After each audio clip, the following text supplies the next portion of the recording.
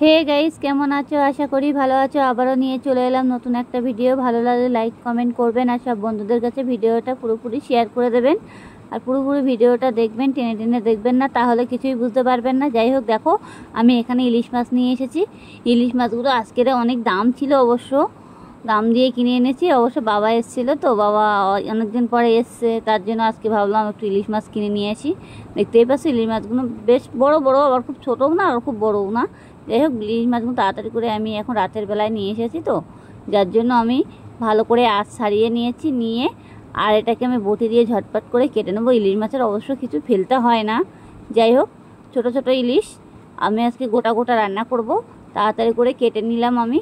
কেটে নিয়ে আমি আবার কল চেপে চেপে ধুয়ে নিচ্ছি। যেটি হোক আমাদের চাপ কল, তো ওর জন্য অসুবিধা হচ্ছে। একটু জল চেপে চেপে একটু ভালো করে ধুয়ে নিতে হবে। মাছগুলো হালকা হালকা করে একটু ক্যানকো ফেলে দিয়েছি, আর কিছুই ফেলিনি। মাছের হালকা যে নাড়িটা সেটাই ফেলে দিয়েছি, আর বাকিগুলো সব রেখে দিয়েছি মাছের ভিতরে। যাই হোক, মাছটাকে আমি ভালো করে ধুয়ে নিয়েছি। এবার নিয়ে তাড়াতাড়ি করে আমি এখন ঘরে যাব। এবার ঘরেতে চলে আসলাম, পাত্রের মধ্যে রেখে দিয়েছি। এবার মাছগুলো আমি ভাবছি কী করবো ভাবলাম না, ঝাল করেই ফেলি সর্ষে বাটা দিয়ে। বেশি কিছু করবো না, এমনিতেই টাইম নেই, টাইমে পেরে উঠছি না, যার জন্য আজকে সর্ষে বাটা দিয়ে মাছটাকে ঝাল করব। আর ইলিশ মাছ তো অনেকদিন খাওয়া হয় না আমাদের। যাই হোক, আর ইলিশ মাছের এখন প্রচুর পরিমাণে দাম, আর খাওয়া কি ভালো হলেও দাম, খারাপগুলোও দাম, ওই একই এরকম দাম। তার বাচ্চাগুলো পেয়েছি, তাড়াতাড়ি করে নিয়ে নুন আর হলুদটাকে মাখিয়ে নিয়েছি। ইলিশ মাছটাকে মাখিয়ে আমি এবার কড়াই বসিয়ে দেবো। দিয়ে আর যেগুলো মশলা দেওয়ার মতো সেগুলো আমি এখন বেটে বুটে গুটিয়ে নেবো তাড়াতাড়ি করে। যেটি হোক, আমাদের আবার 10টা বাজলেই আবার সব খাওয়া দাওয়ার প্রোগ্রাম শুরু হয়ে যায়, যার জন্য ভালো করে মাছটাকে আমি এখন মাখিয়ে নিয়েছি। দেখতেই পাচ্ছি, একটু লবণ আর হলুদটা একটু মাখিয়ে রাখলে কী হয় বলো তো, মাছটার ভিতরে সব মশলাগুলো ঢুকে যায় আর খেতেও টেস্টি লাগে। যাই হোক, হঠাৎ করে মাখিয়ে তেলের উপরে দিলে পরে তখন অসুবিধা হয়ে যায়। আমি অবশ্য নুন হলুদটা মাখিয়ে আবার পেটের মধ্যে একটু একটু করে দিয়ে দিয়েছি, দেখতেই পাচ্ছ। আর মাছগুলো তো ভালোই তেল হয়েছে। আর আমি তাড়াতাড়ি করে এখন দেখো মাছগুলো মাখিয়ে রেখে আমি এখন কড়াই বসিয়ে দিয়েছি। এই যে কড়াই দিয়ে দিয়েছি, কড়াইটাকে একটু গরম করে নিতে হবে ভালো করে, একটু গরম যাতে হয়ে যায় সেরকমভাবে গরম করে নিতে হবে। যাই হোক, আমি এখন গরম করে তেল বসিয়ে দিয়েছি। এবার তেল থেকে আমার ধোঁয়া ওঠা শুরু হয়ে গেছে, আমি মাছগুলো দিয়ে দিয়েছি। এবার মাছ আমার ভাজতে বেশিক্ষণ লাগে না, অবশ্যই ইলিশ মাছ তাড়াতাড়ি ভাজা হয়ে যায়। যাই হোক, দেখতেই পাচ্ছি আজকে একটু ভাজা করবো, মাছটাকে ভালো লাল লাল করে ভেজে নেবো, যাতে মাছটা আবার ভেঙে না যায়। এটি ছোটো ছোটো মাছ, তো বেশি বড় না, আবার বেশি ছোটো না, সেটা মনে করো না, ভালোই বড় বড় আছে মাছগুলো। যাই হোক, আমি গোটা গোটা রেখেছি, কাটে নিয়ে মাছগুলো গোটা গোটা ভাজবো। কেটে কী হবে, সেটা 2 পিস করেই খেতে হবে, তাহলে 1 পিস করেই খাওয়া ভালো না। সেজন্য আমি আর মাছগুলো কাটিনি। আমার হাজব্যান্ড বলছিল মাছগুলো কেটে দিতে, তা আমি বললাম না, এখন আর মাছগুলো কাটবো না, সেই ভাজতে ভাজতে অনেক টাইম লেগে যাবে, একটু একটু করে ভাজার সময় নেই। যার জন্য আমি গোটা গোটা মাছগুলো দিয়ে ভালো করে লাল লাল করে একটু ভেজে নিলাম। নিয়ে এবার আমি মাছটাকে দেখছি যে উল্টে পাল্টে দেওয়া যায় নাকি। তা দেখলাম এখনও তো একটু হালকা হালকা কড়ার মধ্যে লেগে আছে। তারপরে ভাবলাম না, এবারে উল্টে দেই। তারপরে আমি মাছটাকে পুরো উল্টে দিয়েছি, দেখতেই পাচ্ছে। তাও একটু হালকা একটু কোনাটা ভেঙে গেছে মাছটা, তাতেও অসুবিধে নেই। যদিও পুরো মাছটা যাতে না ভেঙে যায় সেরকমভাবে ভাজতে হবে। আর মানে কড়াই যত গরম করবে ইলিশ মাছ ভাজতে হয়তো সুবিধা হয়, তাহলে মাছ পড়ে না। ইলিশ মাছ বলে না, সব মাছই কড়াই যতক্ষণে গরম না হবে ততক্ষণে মাছ ভাজাটা সুবিধার হয় না। যাই হোক, আমার এখন মাছগুলো ভাজা হয়ে গেছে, আমি মাছগুলো পুরোটাই তুলে নেব। নিয়ে আমি যে বাকি মাছগুলো ছিল সেটাও আমি আবার দিয়ে দেবো। যেটি হোক, আমি এখন খুন্তি দিয়ে দেখলাম, পাত্রটা নিয়ে নিলাম, সাইড করে আমি মাছগুলো এক এক করে তুলে নিচ্ছি। দেখতেই পাচ্ছি এরকম। অবশ্য আমি থালাটা কানায় ধরে নিয়ে আমার এদিকে মানে টমেটোগুলো সাইডে রেখে আছে, তার জন্য আমি আবার গ্যাসের ওপরে রেখে আমি এক এক করে মাছগুলো খুঁটি দিয়ে তুলে নিচ্ছি। তুলে নিয়ে এবার বাকি যে মাছটা ছিল এটাও তুলে নেব। নিয়ে এবার আমি বাকি মাছগুলো আবারও দিয়ে দিয়েছি, দিয়ে এটাকে আমি ভেজে নিয়েছি। এটাও ভাজা হয়ে গেছে অলরেডি।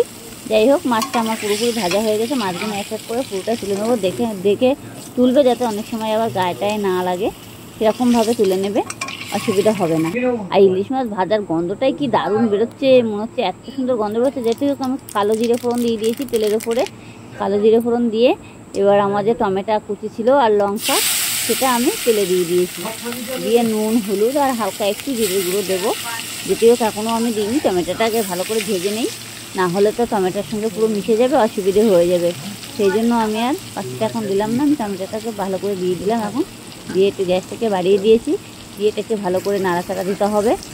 আর লবণ আর হলুদ আর একটু জিরের গুঁড়ো, এই দেখতেই পাচ্ছি আমি দিয়ে দিয়েছি। এবার দিয়ে এটাকে আমি সুন্দরভাবে নেড়ে চেড়ে টমেটোটা একদম পুরো গোটা রাখলে হবে না, টমেটোটা যাতে মাছের সাথে মিশে যায় সেরকমভাবে মানে করতে হবে, ঘেটে ঘেটে দিতে হবে আর কি। টমেটোটা একদম পুরো গোটা না যেন থাকে, তাহলে মাছের সাথে মানে কোনো টেস্টি হবে না। আর এই টমেটোটা গোটা রাখলে পরে কই ভাতের মধ্যে অনেক সময় অনেকের পাথর করে বলে ফেলে দেয়, খায় না। আর এইভাবে দিলে পরে কী হবে বলতো, পুরো সবজিটাই মানে মাছটাকে, সবজি বলতে কেন মাছটাকে পুরোটাই হয়ে যাবে, একটু গাঢ় গাঢ় হবে, দেখতে সুন্দর লাগবে। যাই হোক, আমি সর্ষে বেটে নিয়েছি, দেখতেই পাচ্ছ এরকম। আর এখানে কাঁচা লঙ্কা আছে, সর্ষে আর কাঁচা লঙ্কা, আর কিছু না। জাস্ট সর্ষে বাটার সময় আপনারা একটু পারলে লবণ দিয়ে দেবেন, সর্ষের যে টিটকুট ভাবটা সেটা আর থাকবে না। আর বাটাটাও খুব তাড়াতাড়ি হয়ে যাবে। আমার কত সুন্দর বাটা হয়ে গেছে, অবশ্য কালারটা কত দারুণ বেরোচ্ছে। এবার আমি সর্ষের ভিতরে একটু জল দিয়ে দিয়েছি, দিয়ে একটু ভালো করে নেড়ে চেড়ে নিলাম, নিয়ে আমি এটাকে আমি কড়ার ভিতরে দিয়ে দেবো।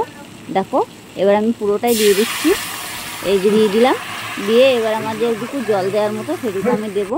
আর বাকি যে পুরোটা মাছটা ভাজা হয়ে গেছে, এই যে আমি পাত্রে তুলে রেখে দিয়েছি, এবার আমি পুরো জলটাই দিয়ে দিয়েছি। এখন এবার আমি ভালো করে এটাকে সুন্দরভাবে ঢেকে দেবো যতক্ষণে না ফুটে উঠবে।